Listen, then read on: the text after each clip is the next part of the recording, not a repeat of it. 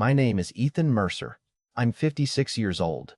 And if you'd asked me a few years ago what the worst thing someone could do to a quarry owner was, I probably would have said steal my equipment or blow up a compressor. Turns out I was thinking way too small. Because while I was gone on a 20-day blasting contract in eastern Kentucky, somebody decided the best place to dump thousands of tons of dirt, broken concrete, tree stumps, roofing shingles, and construction waste was the 8-acre limestone quarry my father left me. And by the time I drove through my front gate that Monday afternoon, the pit I'd spent almost 13 years carving into the mountain looked less like a working mine and more like the world's ugliest landfill. I remember sitting there with the truck still running, both hands on the steering wheel, staring through the windshield because my brain simply refused to accept what my eyes were seeing. The haul road was gone. The loading ramp had disappeared under packed clay, and the bright blue limestone shelf I'd finally exposed after more than a decade had vanished beneath a mountain of fill dirt. My foreman, Caleb, walked over without saying a word, took off his hard hat, and leaned against my truck. "I didn't know how to tell you," he finally said. "They came every day, truck after truck after truck." I asked the only question that mattered. "Who?" He looked almost embarrassed. "The people from Silver Ridge Estates." Now, if you've never dealt with an HOA before, let me explain something. Most of them argue about mailbox colors or grass height, maybe whether your trash can stayed outside too long. Silver Ridge wasn't like that. Their board had slowly convinced themselves they weren't just running a neighborhood. They thought they were running the county. Their president, Melissa Grant, had built a reputation for treating every surrounding property like it existed for her approval, even though my quarry had been operating legally since long before the first luxury home went up on that ridge. Apparently, while I was away, several residents complained that the quarry looked unsafe and reduced the premium image of the community. Instead of calling the county, instead of asking questions, somebody on that board decided filling my quarry would solve everyone's problem. Caleb handed me a folder he'd been putting together while I was gone. Photos, license plates, dates, times, everything. 43 dump trucks entered through my unlocked service road over 19 days. Some belonged to local excavation companies. Others had temporary magnetic logos slapped on the doors. One picture showed children riding bicycles nearby while adults watched trucks back up to the edge of my property, almost like it was a community volunteer project. I couldn't even get angry yet because I was still trying to calculate what I was looking at. Every foot of dirt covering that limestone wasn't just dirt. It represented years of drilling, blasting, crushing rock, paying permits, replacing equipment, surviving slow winters, and working weekends while my friends were taking vacations. People see a quarry and think it's just a hole in the ground. They never see the thousands of decisions buried underneath it. My father used to tell me, "Rock tells the truth, people don't." Standing there that afternoon, I finally understood exactly what he meant. I drove straight to the county landfill office the next morning. The woman behind the counter recognized my company name immediately and quietly slid a stack of disposal manifests across the desk after I explained why I was there. Every receipt listed the same billing account, Silver Ridge Community Association. My stomach dropped. They hadn't hidden anything because they honestly believed they had every right to do it. Before leaving, I copied every record I legally could, thanked the clerk, and walked outside into the summer heat wondering how anybody could be so unbelievably confident while being so unbelievably wrong. Around noon, I called Melissa. She answered on the second ring with the kind of cheerful voice people use when they're already convinced they've won. "Mr. Mercer," she said, "I was expecting your call. You filled my quarry. We improved an unsafe hazard. You dumped thousands of tons of debris on licensed commercial property." She actually laughed, not loudly, just enough to let me know she wasn't taking me seriously. "Your pit was an eyesore, Ethan. Families invested millions in those homes. We couldn't just let children wander near a dangerous excavation forever." I tried to stay calm. That excavation is permitted by the state. Permits don't impress homeowners. They impress judges. There was a short silence before she answered. "Then perhaps you should call one. I wish I could tell you I came up with some perfect comeback, but honestly, I just hung up because I realized something important. People who think they're untouchable usually talk the most right before reality catches them. Unfortunately, reality wasn't moving fast enough for me. 3 commercial buyers were already calling because shipments had stopped. One of them hinted they might sue for breach of contract if I couldn't deliver the blue limestone I promised. Payroll was still due on Friday. Equipment payments didn't magically disappear. because someone buried my inventory under thousands of tons of dirt. Then, just to make things worse, Caleb walked into my office holding another envelope. Melissa hadn't finished. The HOA had filed a formal complaint with the county claiming I was operating an illegal excavation that endangered nearby families and reduced property values. I leaned back in my chair, looked out the window toward the buried quarry, and for the first time in years I honestly wondered whether everything my father and I had built could disappear because a handful of arrogant people confused neighborhood rules with state law. But sitting in the bottom drawer of an old steel filing cabinet was one document my father had told me never to lose, and I suddenly had a feeling the piece of paper was about to change everything. The next morning, I unlocked that old gray filing cabinet my father bought sometime in the late 70s, the kind that weighs more than a pickup transmission, and buried beneath faded survey maps, handwritten blasting logs, and yellowing property tax receipts was the document he made me memorize before he passed away. Never lose this deed, he told me more times than I could count. People think they own land because they can see it.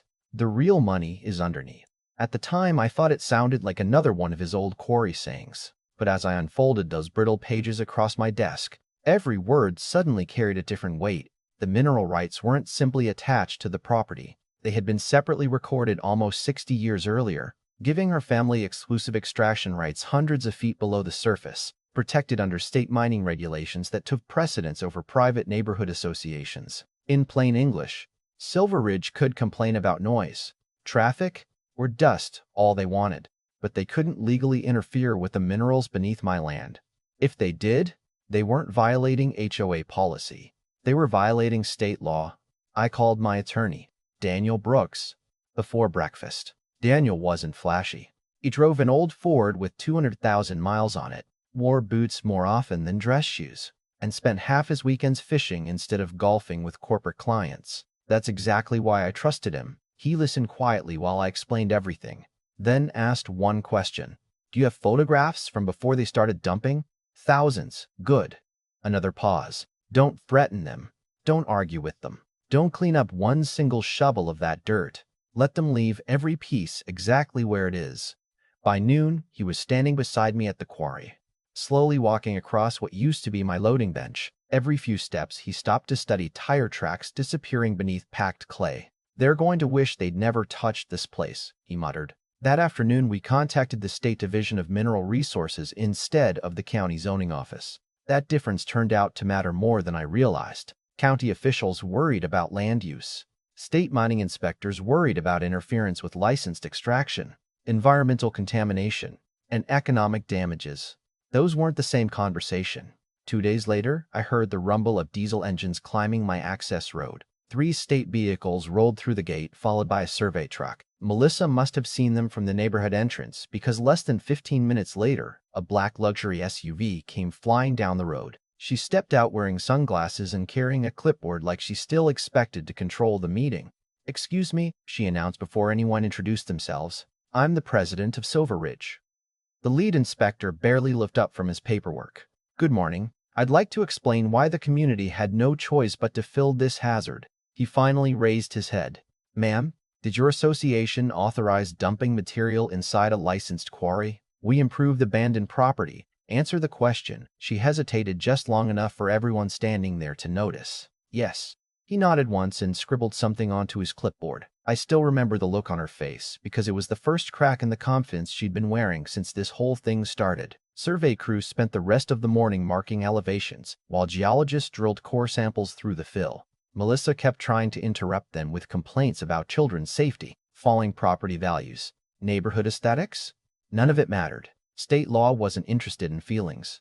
It cared about permits, boundaries, contamination, and financial damage. By lunchtime, the inspectors asked to see every disposal manifest, every trucking invoice, every communication between the HOA board and contractors. Melissa insisted they didn't need legal approval because the quarry was obviously dangerous. The inspector calmly replied, "Dangerous doesn't authorize trespassing." That sentence hit harder than any argument I could have made. A week later, the preliminary report landed on Daniel's desk. I expected good news. I wasn't prepared for how devastating it actually was. The imported dirt wasn't clean fill. Mixed throughout the material were broken asphalt, treated lumber, roofing debris, construction adhesive, rebar, concrete chunks, and contaminated soil from several renovation sites. The blue limestone underneath had been exposed to moisture, pressure, and chemical contamination in ways that required extensive testing before any commercial buyer would touch it again. One geologist estimated nearly 2,400 tons of exposed stone had lost its market value entirely. I sat there reading the report twice because the numbers almost didn't seem real. Melissa had buried years of production trying to improve someone's view from their backyard.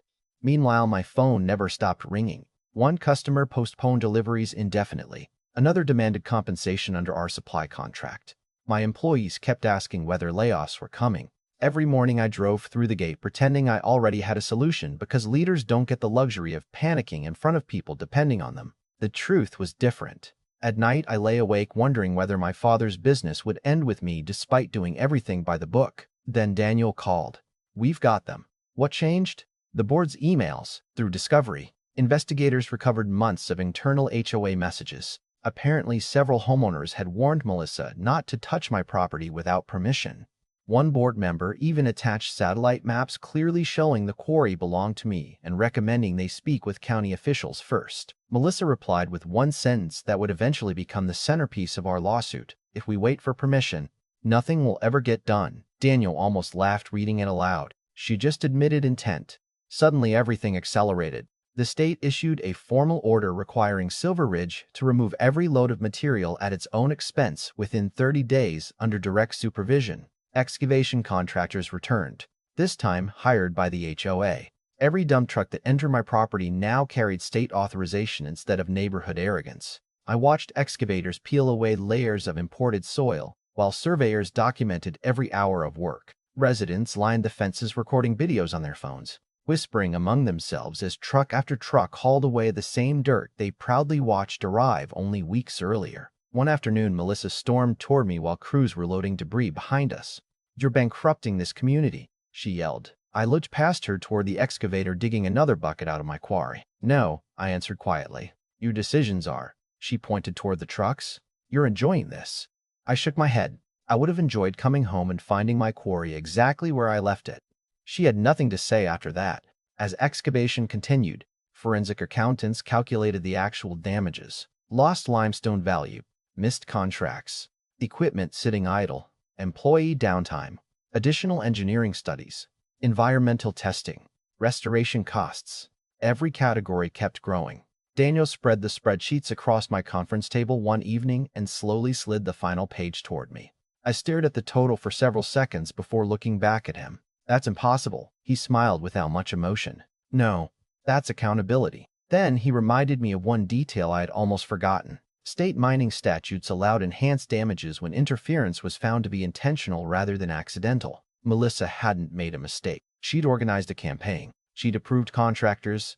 She'd ignored warnings. She'd celebrated it in board emails. Suddenly, the lawsuit wasn't about replacing dirt anymore. It was about deliberate interference with a licensed commercial operation. The courtroom itself fell strangely quiet months later. Melissa no longer looked confident. Several board members had hired separate attorneys. Homeowners filled nearly every seat because they finally understood their annual dues weren't going toward landscaping anymore. They were financing the consequences of one reckless decision. Experts testified for days. Geologists explained contamination. Surveyors confirmed property boundaries. Economists calculated commercial losses. My buyers described canceled shipments. Then Daniel displayed one enlarged photograph taken the afternoon I came home, showing 40 feet of imported dirt covering brilliant blue limestone that had taken nature millions of years to create and my family 13 years to uncover. He didn't raise his voice. He simply looked at the judge and said, "This case is not about a hole in the ground. It's about what happens when private power convinces itself it's above public law." The courtroom went silent, and as closing arguments ended, I had a feeling Melissa was finally beginning to understand that the document my father protected for decades had quietly become the most expensive piece of paper anyone in Silver Ridge had ever underestimated. The judge took less than an hour to return with the decision, and even after everything we presented, I still found myself holding my breath as he began reading the ruling, because lawsuits have a funny way of making even the person with the strongest case doubt what comes next. He confirmed that Silver Creek Estates had knowingly interfered with a licensed mining operation, that the board had trespassed, authorized illegal dumping, contaminated commercially valuable mineral deposits, and caused foreseeable financial harm that could have been avoided with one simple phone call. Then came the numbers. The destroyed limestone alone represented hundreds of thousands of dollars. The canceled commercial contracts pushed the losses well into seven figures. Restoration costs climbed even higher. And when enhanced damages under state mining law were applied because the interference had been intentional, the final judgment exceeded $6 million. I didn't smile when I heard it. I didn't pump my fist or celebrate. I just sat there thinking about my father, about all the Saturdays we spent drilling blast holes together, about the winters when we barely made payroll, about every hour we'd invested turning Solid Mountain into an honest business. Money wasn't bringing those lost months back. Outside the courthouse, reporters surrounded Melissa before she could reach her car. She refused to answer questions, but the cameras kept rolling as one homeowner after another demanded to know why the board had hidden legal warnings from residents. Within weeks, the HOA's insurance carrier formally denied coverage because intentional interference with a commercial mining operation wasn't covered under the policy. Suddenly, every homeowner who had trusted the board discovered they might share responsibility for a disaster they never approved. Emergency meetings turned into shouting matches. Board members blamed one another. Lawyers resigned. Several directors quietly sold their homes before additional civil claims could reach them. Melissa filed for personal bankruptcy after the court found portions of her conduct fell outside the protections normally given to volunteer board members. The same woman who once told me permits didn't matter ended up losing the house she claimed she was protecting. As for the quarry, recovery took nearly 3 months. Every contaminated section had to be tested. Unstable areas had to be regraded, drainage rebuilt, haul roads reconstructed, and equipment inspected before production could safely resume. The first morning, we loaded fresh blue limestone onto a customer's truck again. My crew gathered near the scale house without anyone saying much. Caleb looked across the pit, smiled, and simply said, "Looks like home again." That was enough. Business slowly returned. Some customers came back because they respected how we handled the crisis. Others admitted they'd followed the case online and wanted to support a company that stood its ground instead of giving up. Even a few former Silver Creek residents stopped by to apologize, explaining they never knew what the board had been doing until everything became public. I accepted every apology because most of them weren't the villains in the story. They trusted the wrong people. And sometimes that's all it takes for good neighbors to become part of someone else's bad decision. Every now and then, I still hear blasting charges echo across the valley, and I imagine Melissa hearing them from wherever she lives now.